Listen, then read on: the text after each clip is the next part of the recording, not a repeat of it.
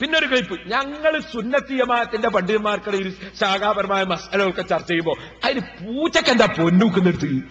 നിങ്ങൾക്ക് ഇത് മനസ്സിലാവും? ഇതിന്റെ തൂക്കോ പൊന്നു തിരിയോ മുക്ക് തിരിയോ? ഞങ്ങളെ ആരും നിങ്ങളുടെ ഇടയിൽ, അതായത് സുന്നത്തി ജമാഅത്തിന്റെ ആരും നിങ്ങൾ പല ചർച്ചയുണ്ടാവും. നിങ്ങൾ ഇതിനെ നോക്കുന്നത് പൂച്ചക്ക് എന്താ പൊന്നൂക്കുന്നെടുത്ത്? പിന്നെ മൂപ്പരെന്താ പറഞ്ഞറിയോ? പേരോട് ഏതായാലും നന്നാവും എനിക്ക് പ്രതീക്ഷ ഉണ്ട്. മനസ്സിലായോ? മുമ്പ് അയാൾ ഇവിടുന്ന് എന്തേലും പറഞ്ഞ് ഇയാൾ എന്തായാലും നന്നാവൂല.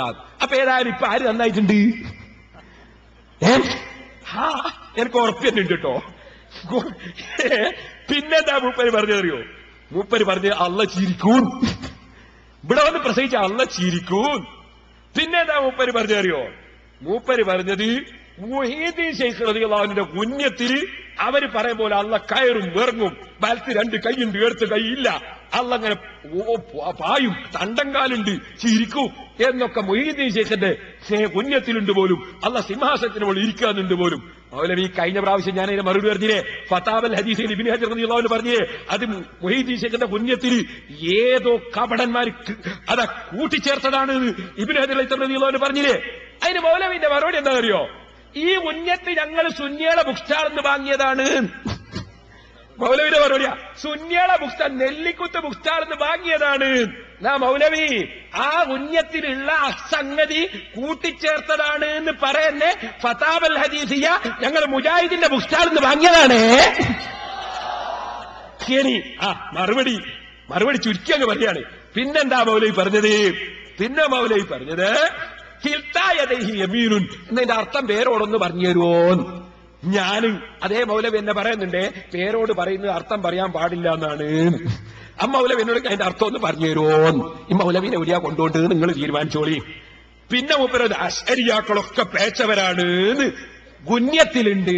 മുഹീദ്ദീൻ ശൈഖ് പറഞ്ഞല്ലോ എന്ത്, അശ്അരിയാക്കളൊക്കെ ഗസാലി ഇമാമും നവവി ഇമാമും ഒക്കെ പേച്ചാളാണെന്ന് ഗുണ്യത്തിലുണ്ട് പോൽ. അശ്അരിയാക്കള് പിഴച്ച കക്ഷികളല്ലേ? അശ്അരിയാക്കള് പിഴച്ച കക്ഷികളല്ലേ? അതാണടോ ഏതോ കള്ളന്മാരെ എഴുതി വെച്ചതാണ് എന്ന് പറഞ്ഞത്. അല്ലാതെ ഗുണ്യത്തിൽ മുഹീദ്ദീൻ ശൈഖ് പറയാ അശ്അരിയാക്കളൊക്കെ പേച്ചവരാണ്. മൗലവി ആ കുഞ്ഞത്തിൽ കൂട്ടിച്ചേർത്ത വാചകം നിങ്ങൾക്കറിയോ എന്താണ്? നിങ്ങൾ അറിയോ എന്താ അതിലുള്ളത്?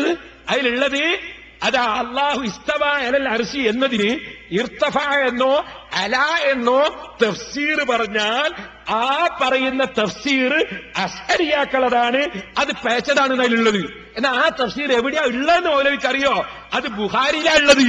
അപ്പൊ ബുഖാരി പിഴച്ചതാണ് എന്ന് കുഞ്ഞത്തിലുണ്ട് ഞങ്ങളിപ്പോ പറഞ്ഞതിന്റെ അർത്ഥം.